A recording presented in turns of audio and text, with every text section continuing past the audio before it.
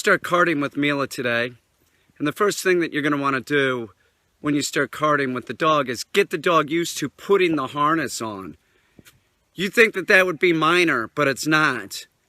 The dog needs to put on, they need to sit there and let you put the harness on them and not be dicks about it.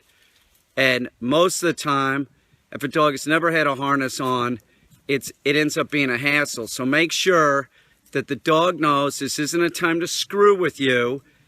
And she'll understand if they're getting excited, you're not wrestling with them. It's nothing like that. It's not playtime. It's put the harness on and that's it. And then let the dog walk around with the harness. That's important.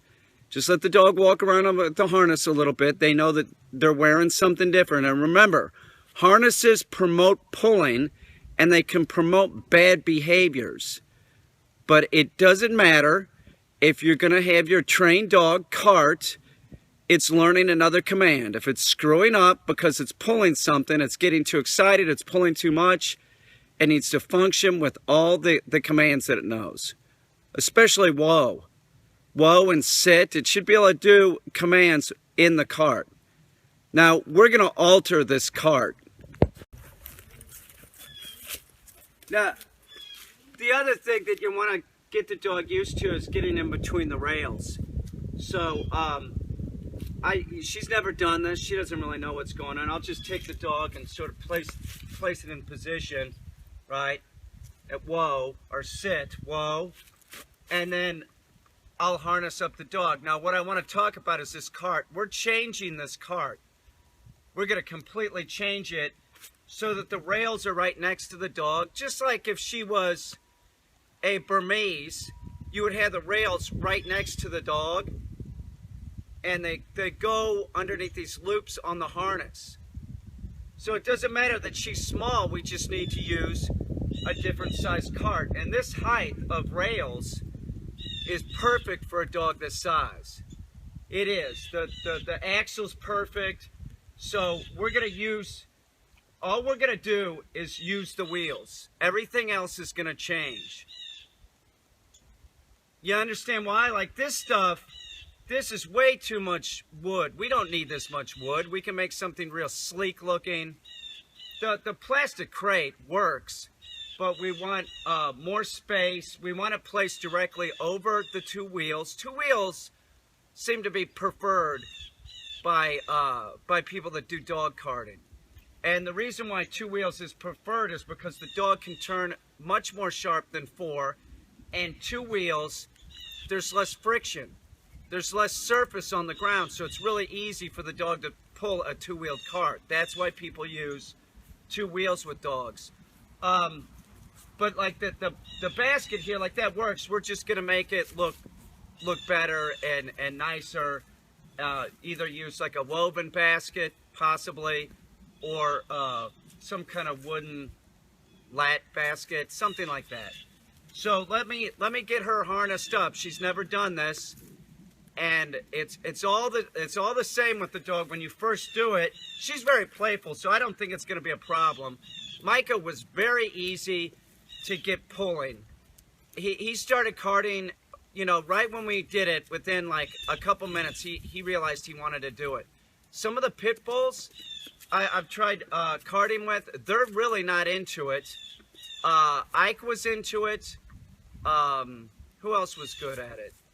Tonka, I put him on a cart and he started pulling right away. But there really is a learning curve for the human and the dog, and it's very similar to dealing with a horse. You have to give the dog direction, right, left, whoa. Do you understand? They have to follow direction. So let me put the harness on her. Now, once again, this harness, this is set up, I made this harness. And it functions sort of like a regular dog cart would, but since the rails are so far apart, I had to do something different. But it still has the same kind of functionality in that it's attached to the sides of the harness.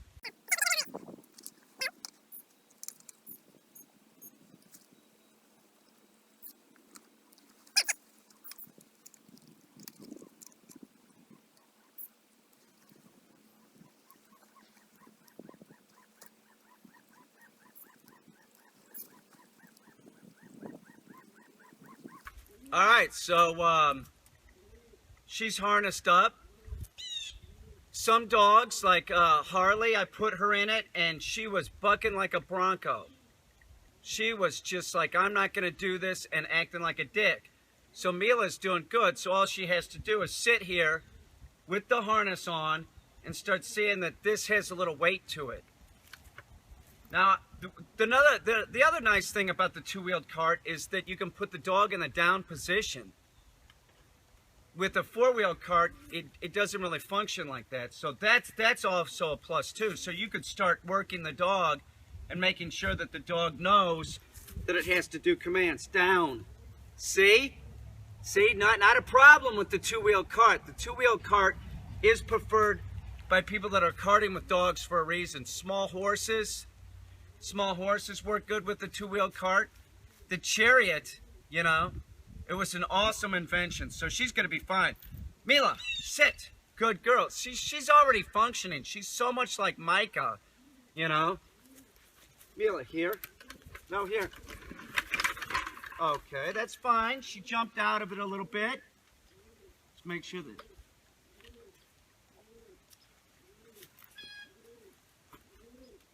This harness is actually sized for Micah, so we're going to have to change it around a little bit.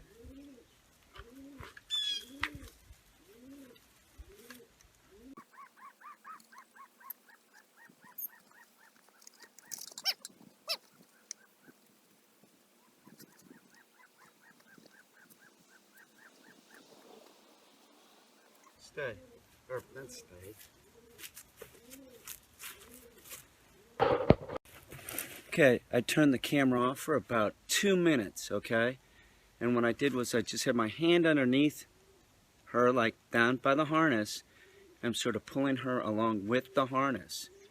She's already calming down. Seriously, I've only been doing this maybe less than a minute.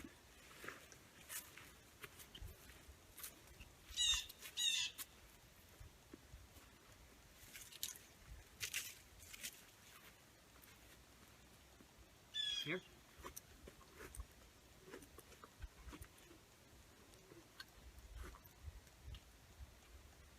There you go.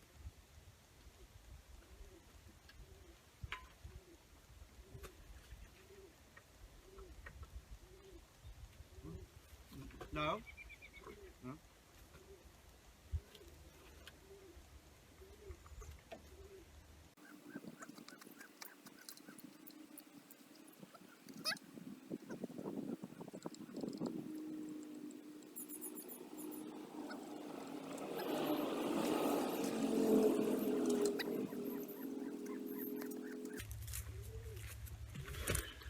Okay, I have to alter this harness.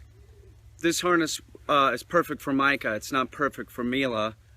I'm gonna have to do something. Bring it up a little bit higher. She's smaller than Micah. So I found this was true with Micah too, is that I had to fit the harness maybe 5 or 6 times. I had to do alterations. So realize that when you start doing this, you start carting, when you put the harness on, the harness has to fit properly. And you're gonna have to make sure that the sizes, everything is appropriate.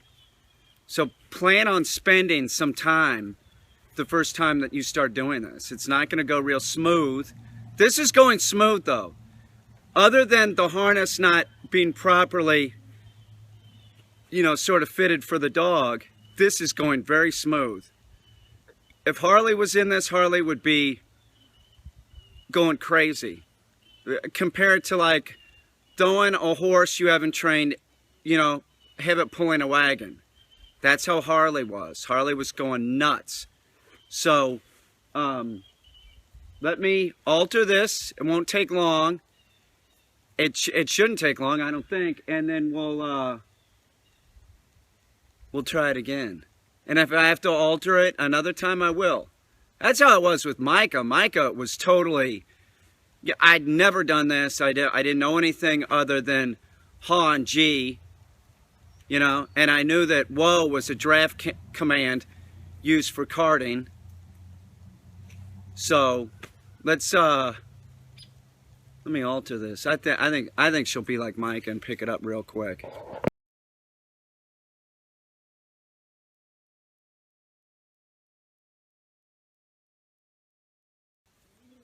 That'll do it. Now I need a leash. I think that'll work.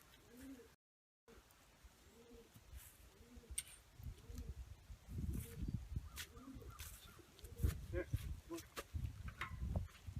That's good. There.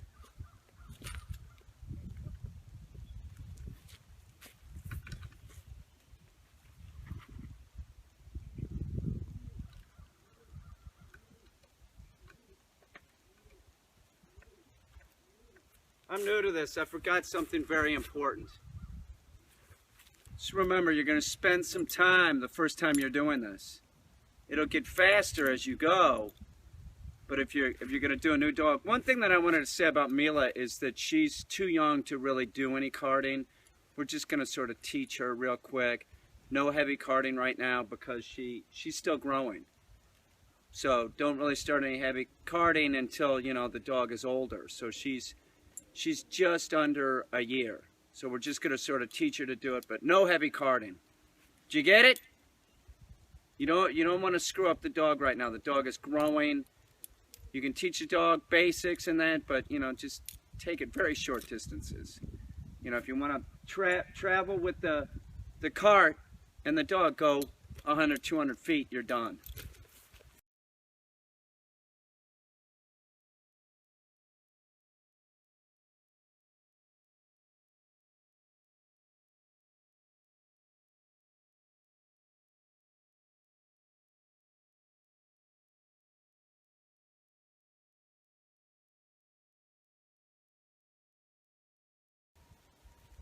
Here.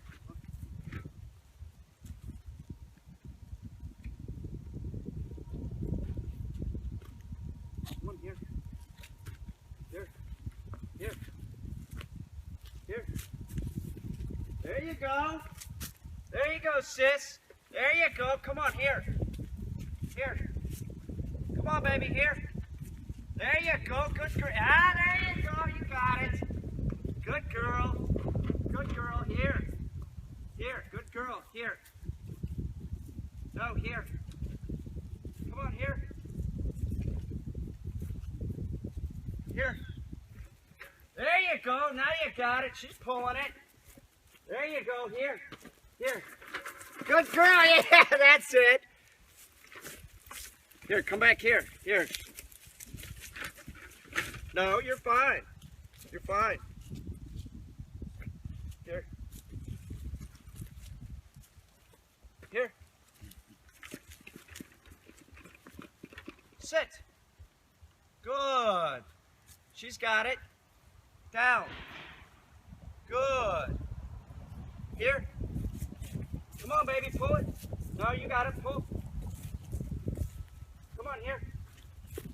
Here. There you go. Sit.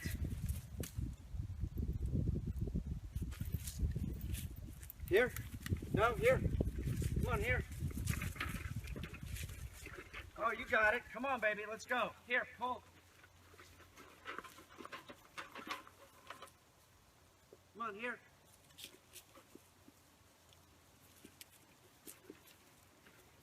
Nice. Good girl. Here. Here. Whoa. Sit. Okay, so that is the session, the first session. See, we didn't do it very long. She's a puppy. So we can do real short sessions like this and teach the dog carting so that when she's older, you know, she can do it seriously. Micah loves it. She's going to love it too. So she's just about as calm as Micah was when he was doing it. Good girl. That's very good. So she's done. We'll do this later this afternoon. The bottom line is, if she'll do this good, you know, pulling this cart that I just sort of Frankensteined, a cart that's specifically made for the dog, just using those wheels, she'll do awesome. Seriously. And I'll have her pulling the gorilla cart. Don't think I won't. She will pull the gorilla cart while we're taking those wheels and turning that thing into something that's really usable for the dog. She's great. Mila, here. Come here, baby. The Meesters. Look at this dog. This dog's like a monkey. She's like a little monkey. She's a good girl. You're a good girl. This thing, the total time that I spent getting Mila sort of harnessed up was about an hour. So use that as a yardstick, sort of, meaning the harness was already, and the cart is already made for a dog that size. So if you are putting a dog in a new cart, you're putting a new harness on, or you've never done this before, plan on spending 2 hours. You know, just sort of getting the harness on the dog and just get the dog to pull it a foot is fine. It's seriously, that's fine. Put the dog up. Don't make the dog not want to do it because they like doing it. And I want to reiterate that they do like doing this. And harnesses promote pulling and other bad behaviors. So keep that in mind. If you're going to teach your dog to do this, your dog still needs to be compliant. So do you understand what I'm saying? Like the pulling action, you're telling the dog to pull what you don't want the dog to pull if you told it to heel. So the dog must know that it's two different activities.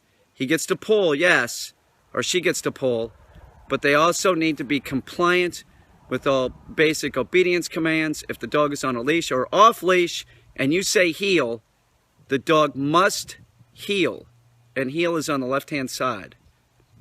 Okay? It's not either side. That's not heel. So I really urge you, don't even start carting with the dog until your dog knows basic obedience commands. Those are the most important things that your dog is going to learn. The basic obedience commands. That's key to any type of training, any type of advanced training. You do the basic commands first. The dog is proficient at it. You don't take the hunting dog out in the field until it's great, you know, with the basic obedience commands. You don't take the hunting dog out in the field until it's really good with the advanced retrieving, you know, finding scent. There's a lot of yard work. There's a lot of yard work, so you're going to want to work with your dog, you know, and the cart in your yard before you even entertain the thought of like, oh, I'm going to take it out in public. No, you have to have full command of the dog in a controlled setting first. This dog's going to be fun. I'm looking forward to rebuilding this cart. You know, I see it in my head. It'll look good and it'll function great.